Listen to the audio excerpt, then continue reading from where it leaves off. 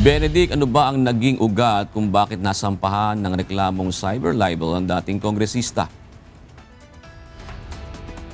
Magandang tanghali, June. Bunsod ito ng ipinost ni dating Congressman Kiko Barsaga sa kanyang social media page na kung saan tumanggap umano ng pera ang ilang kongresista na miyembro ng National Unity Party o NUP.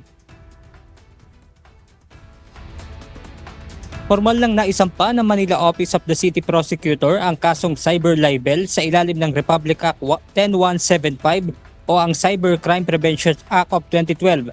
Ayon sa Manila Prosecutor's Office, nakakita umano sila ng prima facie evidence with reasonable certainty of conviction para formal ng sampahan ng kaso ang dating mambabatas.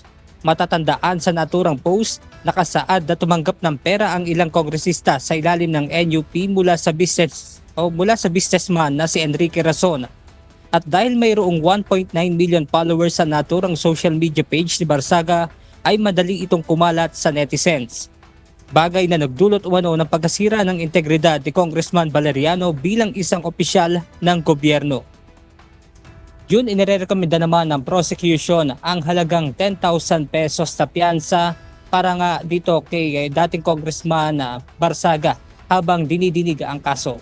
Siya muna ang ating update mula rito sa Maynila. Balik sa inyo dyan, June. Maraming salamat, Benedict Samson.